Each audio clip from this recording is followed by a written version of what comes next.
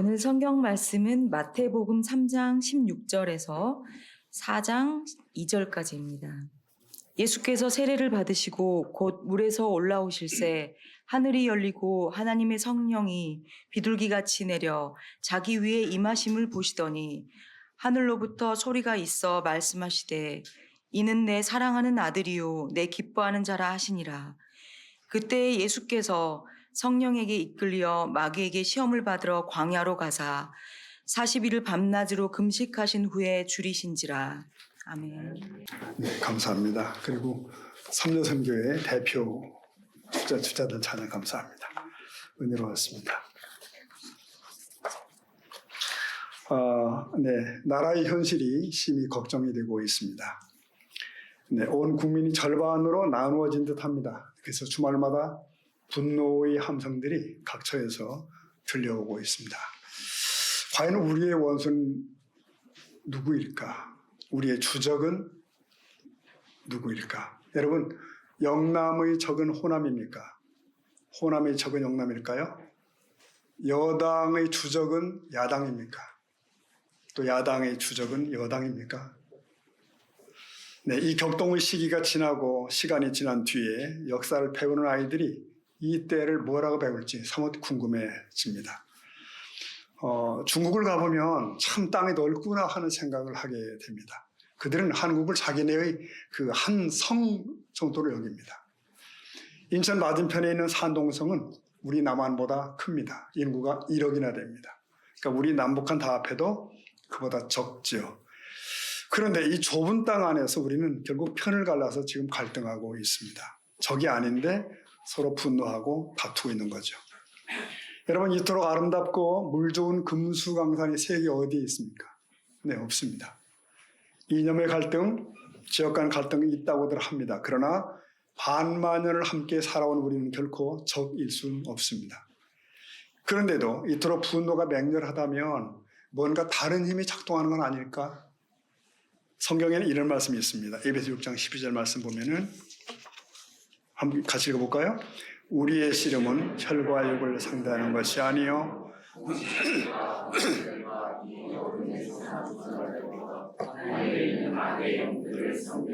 네, 이런 얘기죠. 우리의 싸움은 사람을 상대하는 것이 아니라는 겁니다. 악한 영들과의 싸움이다. 이렇게 싸움의 본질을 설명을 하고 있습니다. 한 목사님의 말씀이 얼핏 기억이 납니다. 우리나라가 하나님께 쓰임받음을 시기하는 영이 있다. 분열의 영이 역사하고 있다. 일리가 있다고 생각이 듭니다. 우리는 싸움의 본질을 알아야 된다는 거죠. 우리의 주적은 사람일 수 없습니다. 영적 세력입니다. 그리고 그 편에 서서 세상을 어둡게 만드는 세력들이입니다. 우주의 기원을 밝히는 책 성경은 태초부터 등장하는 악의 세력을 설명하고 있습니다. 인류는 이 악의 위력을 과소평가하고 잘못 판단하고 있는 것입니다. 마귀는 분명히 존재합니다. 어떤 이들은 마귀란 존재하지 않고 상상으로 꾸며낸 얘기라고 생각을 합니다. 뜬금없이 무슨 마귀야. 그들은 마귀라는 개념을 순진한 원시적 신앙으로 여기기도 합니다. 그러나 마귀의 존재 없이 세상의 현상을 설명할 길이 없습니다. 성경은 마귀의 존재를 증명하고 있습니다. 구약에서는 히브리어로 사단이라고 부르죠. 욥의 믿음을 놓고 하나님과 밀당하고 덤비는 존재가 사단이잖아요. 신약에서는 마귀라고 부릅니다. 헬라어 번역입니다. 그래서 사단과 마귀는 같은 말이죠. 예수님께서는 당시의 유대인들에게 이렇게 말씀하신 적이 있습니다. 요한복음 8장 보시면 44절 같이 보겠습니다. 너희는 너희 아비 마귀에게서 났으니 너희도 행하고자. 자, 여기서 너희라고 하는 너희란 유대인들이고 자칭 하나님을 잘 믿는다고 하는 그런 사람들입니다. 그러나 그 속에 신심이 없는 자들이에요. 그들을 마귀의 자식이라고 칭하십니다. 그들 마음속에 주의 말씀이 없습니다. 여러분, 예수님은 근사한 인생 모델로 오신 분이 아니십니다. 그는 구세주로 오셨습니다. 사람의 힘으로는 꿈도 꿀 수 없는 일을 그가 오셔서 대신 해주셨습니다. 뭔지 아시죠? 인류 구원입니다. 인류 구원을 위해 사람을 속박하고 있는 마귀를 우선 멸하셔야 되었습니다. 자, 요한일서 3장 8절 보면 이렇게 말씀되어 있어요. 죄를 짓는 자는 마귀에게 속하나니 마귀는 처음부터 범죄함이라. 읽어볼까요? 하나님의 아들이 나타나신 것은 여기 하나님의 아들이 오신 이유, 나타나신 이유가 설명되어 있습니다. 네, 마귀의 일을 멸하려 하십니다. 예수님은 크리스마스를 만들려고 오신 분이 아니라는 거죠. 그러므로 마귀는 역사 속에 오시는 예수를 가로막으려고 했었고, 그리고 오신 예수를 끝없이 회방합니다. 자, 우선 예수님의 공생애가 어떻게 시작되는지를 좀 보겠습니다. 본문에 보면은 예수님을 준비시킨 두 사건이 연달아 발생을 하죠. 요단강에서 세례 받으심과 광야에서 시험 받으심, 이 두 사건입니다. 이 세례 받으실 때 하늘 하나님의 인정하심이 드러났다고 한다면 광야 시험 때에는 마귀에게 승리하시는 분임이 드러나게 됩니다. 예수님이 세례 받으신 모습은 4개의 복음서 모두에 기록되어 있습니다. 매우 중요하기 때문에요. 그런데 이 시험 장면이 자세히 기록된 것은 마태복음 뿐입니다. 본문에서 눈여겨볼 것은 이 두 장면이 그때라고 하는 한 단어로 긴밀하게 연결되어 있다는 사실입니다. 본문을 다시 보시면 17절 이렇게 끝나죠. 하늘로부터 소리가 있어 말씀하시되 이는 내 사랑하는 아들이요 내 기뻐하는 자라 하시니라. 자, 그리고 바로 이어지는 것이 4장 1절입니다. 1절 읽어볼까요? 시작. 그때 예수께서 시험을 받으러 광야로. 자, 이 앞에 세례 현장에서 하늘아버지는 선포하십니다. 이는 내 사랑하는 아들이요 내 기뻐하는 자라. 그러니까 신뢰와 확신을 주는 어떤 그런 위대한 선포입니다. 그런 직후에 예수께서는 성령에 이끌려 마귀에게 시험받기 위해 광야로 가시다. 자, 요 때에 여기서 그때라는 말이 들어가죠. 여기서 그때라는 말은 그래서와 같은 의미입니다. 그래서 즉 하늘에 놀라운 선포가 있었고 그래서 시험받는 일이 시작되었다는 거예요. 이제는 시험받는 일이 시작되었다. 네, 그래서 이 고난의 광야의 시험이 이제 시작이 되게 됩니다. 자, 여러분 이 말씀을 이 원리를 이렇게 적용하면 어떨까요? 큰 승리와 성공의 뒤에 그때의 시련과 유혹이 찾아왔더라. 큰 승리 뒤에 그래서 유혹이 왔더라. 우리의 삶도 그렇지 않습니까? 승리한 뒤에 그래서 실패가 따라붙어요. 대개 실패가 따라붙습니다. 평생 잘 풀리는 사람도 있지만 알고 보면 그 역시 줄곧 평탄한 것만은 아니더라고요. 남모르는 아픔들이 문제들이 있습니다. 그래요. 우리가 아무리 애쓰고 노력해도 결국 인생길에는 무언가가 끼어들어서 삶을 흐트러버립니다. 아무리 고고한 사람의 생애도 삶의 소용돌이는 피할 수가 없습니다. 여러분 이렇게 생각할지도 몰라요. 자, 내가 더 착하게 살고 하나님께 순종하고 그러면 되지 않을까? 역경에서 보호해달라고 매일 기도하면 되지 않을까? 그러면 편안하지 않을까? 여러분 그럴까요? 내가 더 현명해져서 늘 바른 결정을 내리고 온전히 하나님을 기쁘시게 하고 그러면 나는 늘 형통하지 않을까? 여러분 실제로 그런 온전한 삶을 산 사람이 있죠. 그는 완벽한 삶을 사셨습니다. 바로 사람이 되신 예수님입니다. 그분은 하늘아버지의 뜻을 우선했어요. 아버지의 사랑과 인정과 능력을 받으며 사셨죠. 그런데도 한 시점에서 예수님은 마귀의 소나기 속으로 이끌리셨습니다. 순서는 이래요. 하나님의 사랑과 능력에 뒤이어서 유혹과 광야의 목마름이 따라왔더라, 오더라. 그래서 우리는 여기서 그때라는 이 한마디를 주목하는 겁니다.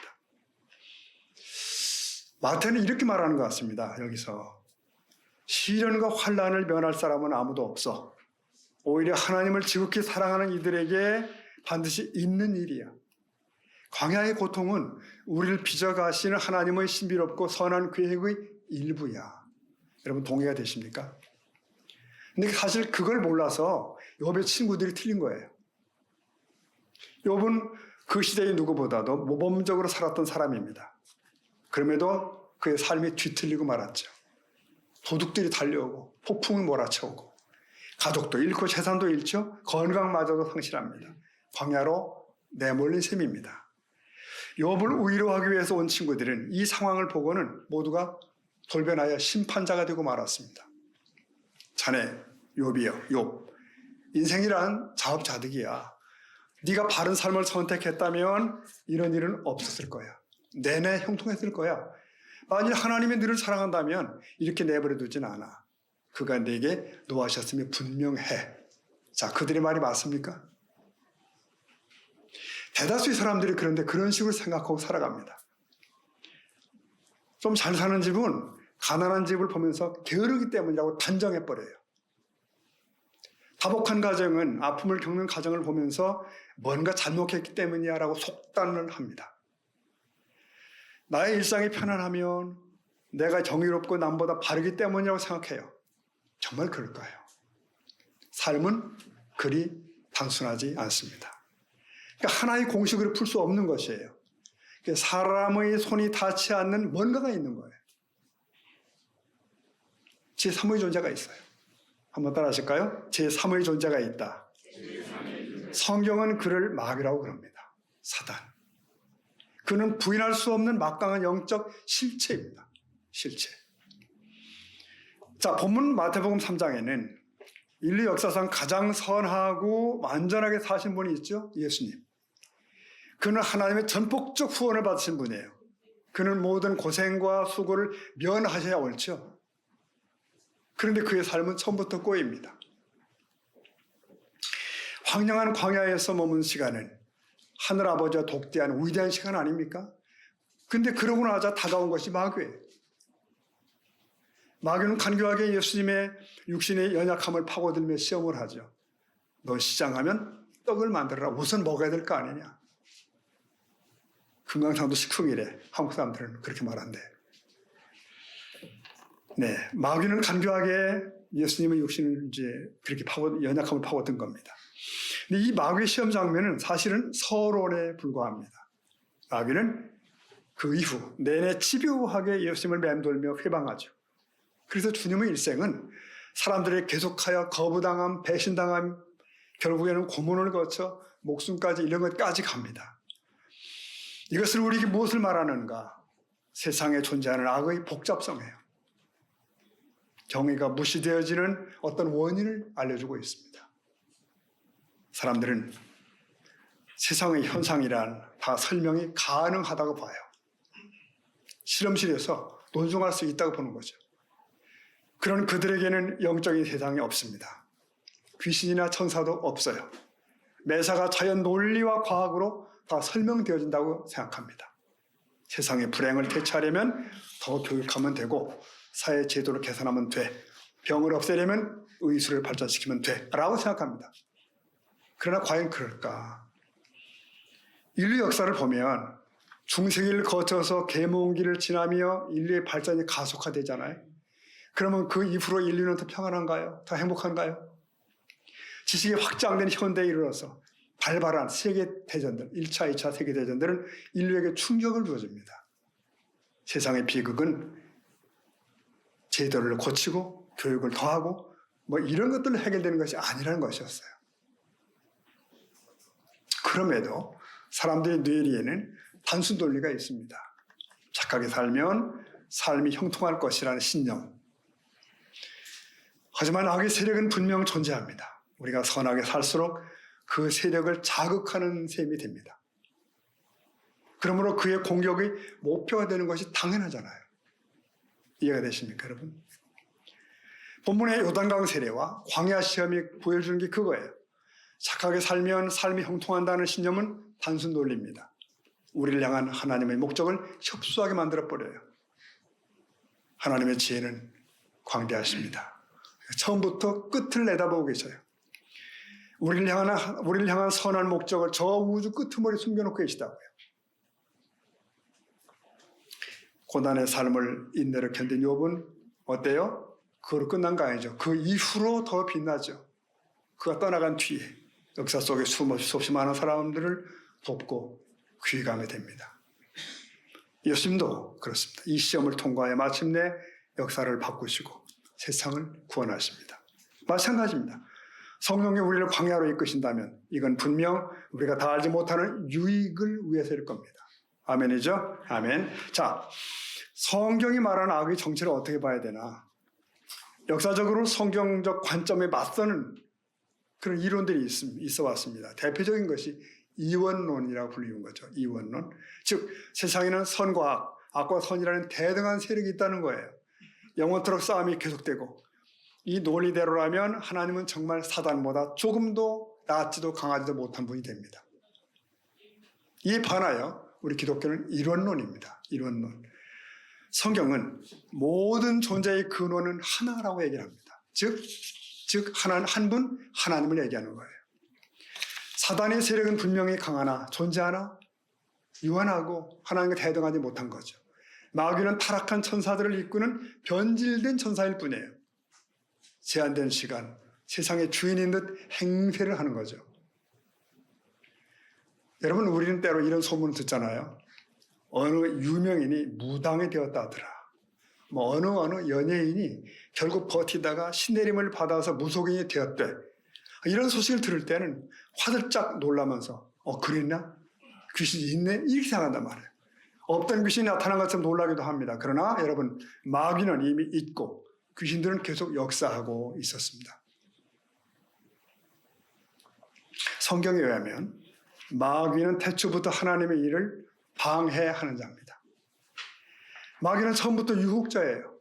그래서 에덴 동산에서 우리의 첫 조상을 유혹했죠. 아담은 거기에 넘어갔고 손을 내밀어 범죄함으로써 후대의 모든 사람들이 죄인으로 태어나게 만들었습니다. 그런데 그런 그들을 구원하기 위해서 하나님의 아들의 비상개입, 마귀를 멸하러 오십니다. 마귀는 예수 탄생을 걸어 막으려 왕들을 동원했고 해서나 실패했죠. 그 마귀는 이제 간교한 유혹으로 예수님을 넘어뜨리려 어디로? 광야로 온 것입니다. 주께서는 40일 동안 금식하신 후에 약하고 허기진 상태가 되었습니다. 예수께서 받은 세 가지 시험은 모든 사람들에게 다가오는 세 가지 패턴의 시험을 알려줍니다. 첫 번째 시험은 온갖 종류의 육체적 욕망들을 다 포함하는 육신의 정욕과 관련되어 있죠. 예수님은 줄이셨습니다. 굶주리셨어요. 그러자 마귀는 예수께 돌을 떡으로 만들어 보라고 시험합니다. 그러나 예수님은 신명기 8장 말씀으로 대답하십니다. 사람은 떡이 아니라 하나님의 입에서 나오는 말씀으로 산다. 두 번째 시험이 떨어지죠. 마귀. 이생의 자랑과 관련된 것이에요. 마귀는 여기서 성경 시편 91편을 인용해서 공격합니다. 예수님을 대적하죠. 하지만 예수님은 또다시 그에 반대되는 신명기 6장 말씀을 제시하시죠. 그러면서 자신의 능력을 남용하는 것이 결코 옳지 않음을 말씀을 하십니다. 세 번째 시험은 안목의 정욕과 관련되어 있어요. 안목의 정욕. 마귀는 만일 예수가 자기에게 충성하기만 하면, 경배하기만 하면 세상 모든 걸 줄 준비가 되어 있었어요. 하나 예수님은 날 가르쳐 말씀하시죠. 주 너의 하나님께 경배하고 다만 오직 그를 섬기라. 신명기 6장 말씀이에요. 여러분, 이런 식으로 이상의 수법들로 마귀는 오늘도 성도들을 유혹해요. 필요하면 성경들을 이용하기도 하죠. 인간의 약함을 다 공격하죠. 얼마나 간교한지 몰라요. 그런데 여러분, 마귀는 뿔난 도깨비 모양으로 오지 않습니다. 아름다운 모양으로 다가와서 시험하고 또 우리를 사로잡죠. 우리의 굳은 결심도 집어 던지게 만들어요. 죄악된 생각의 씨앗을 우리 마음속에 심어버립니다. 그리고 그것이 점점 자라서 엄청난 죄를 짓게 부추깁니다. 그래서 주님은 마귀를 거짓의 아비라고 부르십니다. 거짓의 아비. 거짓말 잘하는 사람을 우리가 믿을 수 없는 것은 그 속에서 마귀가 말을 만들어내기 때문이에요. 마귀는 오늘날도 나를 따라오면 달콤한 삶을 살게 해줄게 라고 속삭입니다. 마귀는 그래서 일시적 쾌락을 줄 수 있는 힘이 있습니다. 하지만 결국 가서는 실망과 좌절을 줍니다. 그리고 영원한 파멸로 끌고 들어가죠.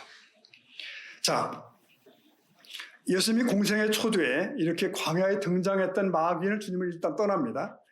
그러나 멀리 떠난 거 아니에요, 여러분. 누가는 여기서 의미심장한 표현을 합니다. 누가복음 4장 13절 보면은 읽어볼까요? 시작. 마귀가 이제 보십시오. 얼마 동안 떠나니라. 그래요. 원수 마귀는 잠시 떠났을 뿐이에요. 그의 간교함과 집요함을 주목해야 됩니다. 이제 주님의 생애 속에서 벌어진 많은 일들 가운데 저와 여러분이 잘 아는 두 가지 경우만 잠깐 짚어보십시다. 하나는 가이사랴 빌립보에서 벌어진 일이죠. 주님은 질문하셨어요. 사람들이 나를 어떻게 생각하는가? 너희들은 나를 어떻게 생각하니? 그때 베드로가 대답을 했죠. 베드로가 주는 그리스도시요 살아계신 하나님의 아들이십니다. 이게 정답이었어요. 베드로는 칭찬과 격려를 받았습니다. 그러나 바로 이어지는 장면 아시죠? 주님께서는 다가올 순환을 고난을 예고하십니다. 그래서 베드로가 나섰습니다. 주님, 그런 일은 있을 수가 없습니다. 사실 이것은 애틋한 호소예요. 주님을 위한. 그러나 주님의 반응은 어떻죠? 마가복음 8장 33절 보면은 예수께서 돌이키사 제자들을 보시며 베드로를 꾸짖어 이르시되, 읽어볼까요? 사단아 내 뒤로 물러가라. 내가 보세요. 놀랍게도 제자 베드로가 그 순간 사탄이에요. 그는 사탄의 말을 대변하고 있는 거죠. 그래서 주님을 넘어지게 하는 자가 되었습니다. 주님은 제자를 가리켜 거침없이 사단이라고 부르셨습니다. 즉 베드로 안에서 이 순간 작동하고 있는 사탄을 지적하신 거죠. 그 순간 베드로는 하나님의 일이 아닌 사람의 일을 부추기는 자가 되고 말았어요. 여러분, 여기서 우리는 이 사탄의 섬뜩한 모습을 보게 됩니다. 마귀는 나의 가장 가까운 사람을 이용할 수 있습니다. 나를 돕는 자로 위장할 수 있습니다. 더 적용해 볼까요? 내가 방심하는 사이에 내가 사탄이 될 수도 있습니다. 사탄이 도구가 되는 거죠. 그러므로 훗날 그 베드로를 통해서 주님이 이런 말씀을 남기십니다. 베드로전서 5장 8절이죠. 근신하라 깨어라. 그 다음 읽어볼까요? 너희 대적 마귀가 우는 사자같이 섬길 자를 찾는다. 네. 여기서 깨어있다고 하는 단어는 물론 잠에서 깨어있는 상태고요. 더 나아가 영적인 경각심을 일컫는 말입니다. 우리가 근신하고 깨어있어야 할 이유가 뭔가? 원수 마귀가 삼킬 자를 찾아 두루 다니고 있기 때문이에요. 내가 잠이 들 때 자칫 주님의 뜻을 부인하고 주님을 가로막는 자가 될 수도 있기 때문이에요. 한 가지 사건을 더 짚어보겠습니다. 어떻게 마귀가 맴돌고 있는가? 오순절 성령 강림 사건 이후에 제자들은, 사도들은 강력한 전도자가 되죠. 그러자 회개한 사람들이 몰려들었고 교회가 탄생하게 됩니다. 예루살렘 교회는 새 시대가 시작됨을 알려주는 것입니다. 자, 거기에 그 교회의 말씀과 사랑과 성령이 충만합니다. 마귀의 세력이 무너지고 천국이 펼쳐지기 시작해요. 그런 거기에 어떤 충격적인 일이 벌어졌는지 아시죠? 한 성도의 내외가 거짓을 도모합니다. 땅을 팔아서 일부를 감추고 전부인 양 들고서 교회 앞에 나온 거죠. 그때 교회를 이끌고 있던 이가 사도 베드로입니다. 거기 보면 사도행전 5장 3절 보면 베드로가 이르되, 뭐라 하나 읽어볼까요? 아나니아야 어찌하여 사단이 내 마음에 가득하여 땅가 얼마를 자, 여기서 베드로는 아나니아를 정확하게 간파하고 있는 거예요. 이 속임수는 단지 사람의 짓이 아니라는 겁니다. 사단이 한 거래요. 왜? 자신도 얼핏 마귀의 도구가 될 뻔했던 그런 경험이 있는 베드로란 말입니다. 너무 잘 알아요. 그러므로 다시 한번 질문하는 거죠. 내가 성령을 속이고 땅값 얼마를 감췄는가? 라고 또 한번 묻게 되는 거예요. 여러분, 지금 지구상에 주님의 교회가 1호가 출범하고 있습니다. 그것을 오염시키려고 하는 마귀의 유혹이 그들 부부를 사로잡은 것이죠. 그래서 그날 그 순간 아나니아의 혼이 떠납니다. 자, 잠시 후에 남편과 같이 머리를 맞대고 이를 꾸민 아내가 들어오지 않습니까? 이때에도 재차 확인해요. 그 땅 판값이 이것뿐이냐? 내게 말하라. 이것은 돌이킴의 기회입니다. 기회. 그러나 아내는 답하죠? 예, 이것뿐입니다. 거짓을 말합니다. 그 순간 아내 삽이라도 혼이 떠납니다. 여러분 보십시오. 거룩한 주님의 공동체 안에서도 마귀는 역사합니다. 은혜가 많은 곳일수록 마귀가 더더욱 마귀가 역사한대요. 아름다운 교회 안에서 마귀는 움직입니다. 그리고 나 역시 방심하면 그런 마귀의 괴계에 걸리게 되어 있습니다. 주님의 공동체의 장애물이 될 수도 있는 것이죠. 사랑하는 성도 여러분, 이처럼 마귀는 내 심령이든지 교회 공동체이든지 거침없이 역사합니다. 참 두려운 존재예요. 방심할 수 없습니다. 얼마나 많은 교회들이 사람을 통한 마귀의 역사로 인해서 상처를 입는지 알 수가 없습니다. 여러분, 그러나 하나님은 무한히 더 강하신 줄을 믿습니다. 결국 모든 악을 이기실 겁니다. 그리고 실제로 이기십니다. 이것이야말로 성경에 울려 퍼지는 통쾌한 약속이자 소망입니다. 오늘도 하나님 나라가 도래했다는 전쟁은 승리가 이미 선포되어 있습니다. 하지만 아직도 우리 각자의 전선에서는 싸움이 계속돼요. 우리는 그리스도의 군사로 오늘을 살고 있습니다. 단순한 생존 경쟁이 아닌 영적 전투를 우리는 하고 있는 것이에요. 자꾸만 게을러질 때 이건 영적 싸움이야 라고 마음을 다잡는 저와 여러분 되기를 축복합니다. 그 전선에서 사단은 우리를 어떻게 공격하는가? 마귀는 예수님께 거듭 공격합니다. 말씀 보면은 내가 만일 하나님의 아들이거든, 내가 만일 하나님의 아들이거든 이 말을 반복해요. 아니 하나님이 방금 세례받을 때 방금 내 사랑하는 아들이라고 확정하셨는데도 사단은 즉각 그 부분을 치고 들어오는 거죠. 하나님이 너를 사랑한다는 증거를 받아내라는 거예요. 의심케 만드는 거죠. 그 사단은 오늘도 그럽니다. 예수가 정말 하나님의 아들이고 세상의 구세주이심을 너 믿는가? 믿지 못하게 만드는 거죠. 마귀는 오늘도 의심의 씨앗을 우리 가슴에 던집니다. 하나님 아버지에 대한 확신을 잃기를 기대해요. 끊임없이. 자, 그러면 우리는 내 삶의 전선에서 어떻게 마귀를 상대할 것인가? 여러분, 분명한 것은 이겁니다. 마귀는 타협 대상이 아니라는 거예요. 마귀는 피해서도 안 되는 겁니다. 마귀는 오직 대적해야 됩니다. 대적해야 된다. 근데 우리 힘으로는 마귀를 대적하면 실패하게 만다는 거죠. 그럼 뭔가 비결을 본 성경을 얘기합니다. 하나님께 복종함입니다. 즉 하나님께 온전히 복종함이 우리의 능력이 되는 줄로 믿습니다. 야고보 4장 7절 말씀 보시면 이렇게 되어 있죠. 같이 읽어봅시다. 시작. 그런즉 너희는 하나님께 복종할지어다. 마귀를 대적하라. 네, 주께 복종하는 자에게는 주의 능력이 함께함으로써 승리하게 되어 있는 거예요. 대적할 수가 있습니다. 근데 사람들의 문제는 마귀의 괴계를 대적하지 않는 것이에요. 마귀가 유혹할 때 그쪽에 복종하는 거예요. 여러분, 죄 지을 기회를 받아들이지 말고 단호히 대적해야 이길 수 있는 줄로 믿습니다. 나는 하나님의 자녀야. 이걸 용납할 수가 없어. 과감히 물리치면 마귀는 꼬리를 내립니다. 그리고 그 다음에는 내가 더 강해집니다. 이 싸움이죠.